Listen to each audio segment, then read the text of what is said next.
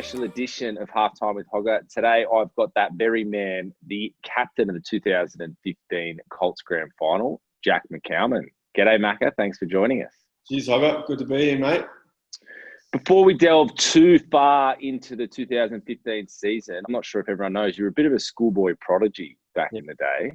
And I know you're a proud Kings boy and your cousin played at the club. But what was it that brought you to the club? Yeah, a couple of things, Hog. I think I did speak to Benny quite a lot, Benny McCalman, about what he thought the values of the club were and that sort of thing, and how I reckon I'd benefit here. I did get into college, get into St Andrews College, and the first thing Haggy said to me was, your bedroom's there and the field you train on's there. And that was pretty much it for me. I went, that sounds pretty good. Yeah, there are a lot of competing factors. Obviously, big club to come to and play at, but I think it was a proximity to where I was living, and Benny pointing me in the right direction as well. 2015 season, obviously has some epic players in that group. But what was it like being a Colt at Sydney Uni? Yeah, it was exciting because you're always aiming up against. You could see blokes had come through the Colt system and. We're now playing higher grades and representative rugby. There was certainly like an element you had to really live up to that Colts hype. I was a part of the 2014 group that we lost the grand final around the previous year. Like, really felt that pressure to perform as a Colt at club. But no, it was good fun, and because we had such a good group, we enjoyed winning together, and we definitely learned a lot when we got to train the first grade. I have a really clear memory of our first training session against first grade, and our young 10 straight out of Joey's, Connor O'Shea, was lining up for a clearance kick, and he's kicked the ball out at training in an opposed run on a Thursday night. No contact, and Dave Hickeys came out of nowhere off the side of the scrum and just cut Connor in half, like under his ribs. Connor's, writhing in pain on the ground, and Hickeys just stood up and looked at us all stunned in silence and walked away. So that was a really clear memory of coming in as a Colt and being there and going, right, there's a bit of a hierarchy here, and we've got a bit to aim up to achieve. So. It's funny you mentioned that hierarchy. Despite your age, you're probably one of the older statesmen now. How's that going for being one of the senior members of the club? It's really interesting. It sort of just happens, especially at uni, where you go from being a Colt and a young fella to all of a sudden being a senior member. It happens quite quickly. Enjoying it. Like, I enjoyed last year really trying to get around the Colts group, particularly your run into the finals. The Colts did such a good job, but it's weird. I haven't thought about it too much. Like, I look at Rowan and think he's like the older statesman, but he's only a year above me now. So, hopefully, like, as the years go on and coronavirus gets out of the road, it'll be good to get to know and lead the Colts around and show them how it's done. Are there any of those young boys you're particularly excited about? Yeah, there's a couple. Obviously, I've been training alongside our young puppy the last few weeks. He's impressive. Like, for an 18-year-old to be 107 kilos, he said he was tonight. And he's running pretty hard too. So, Puppy's a good follower, and he's got a good level head on him too. Be interested to see how guys like Vinnie Cray and Henry Whelan go once they get themselves out of rehab. But yeah, like, it's a good Colts group. That Colts group that beat Randwick like we did last year that you led. They're a really good bunch of blokes. Angus Allen, he's a good kid. Looking forward to playing with them. Yeah. A little bit about your footy now. People have played some pretty good games over the years, I reckon. I can remember the Halangahoos at the time, Berwick Barnes coming out, kicking field goals. That 2019 grand final might have been the best game I've ever seen anyone play.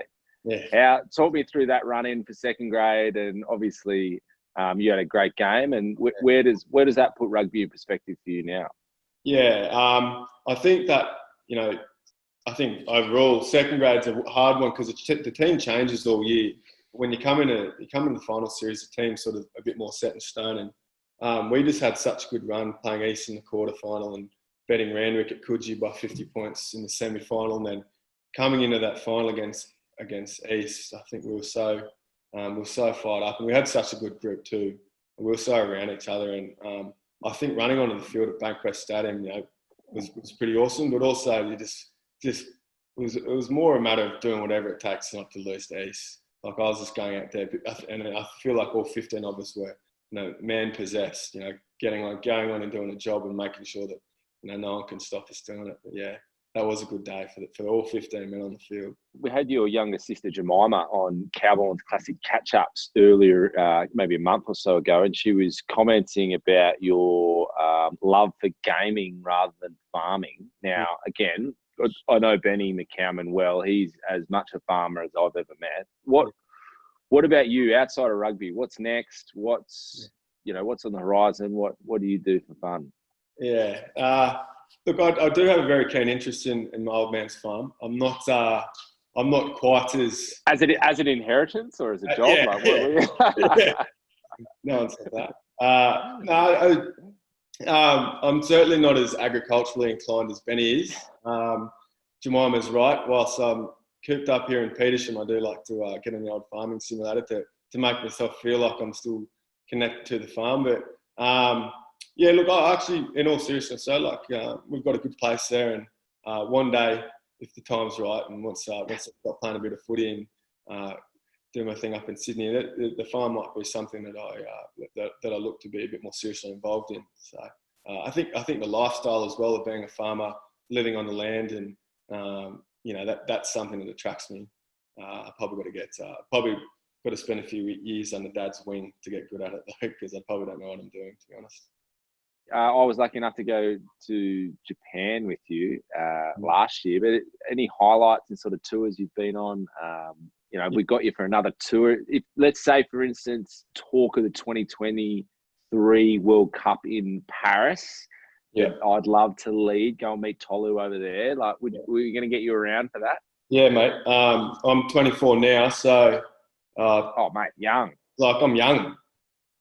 I'm ready to go for that. No, Rowan O'Regan and myself, Lockie Juice and George Lemon, we kicked on in the Japan World Cup together, and we said we're going to do the Paris World Cup or the France World Cup together. So we'll just have to find a beginner's French course to get ourselves back in the uni, and we'll be eligible, and we'll be over there, mate. But if the Japan tour last year was anything to go by, and probably the 2015 US tour through Arizona and Southern California there, those two tours are anything to go by. I'll be there again, because I was, 2015 US tour, I was a colt going over there with some grey boys. That was another example of good initiation in the club. And that Uni World Cup tour last year, that was a special time, and how lucky we got to do it then, considering what's happening this year. Yeah, absolutely. Certainly some memories that'll stay over there, I reckon. It was very, very entertaining. Mate, thanks for coming on tonight, and also thanks for everything you've done for the club and hopefully continue to do. Yourself and your family have been great contributors, and we're so lucky to have a bloke like you at the club, and I'm really excited for this season for you, particularly after your great year last year. So, mate, thanks for joining us tonight. Yeah, good. Thanks, everyone, and enjoy the second half. Holy shoes.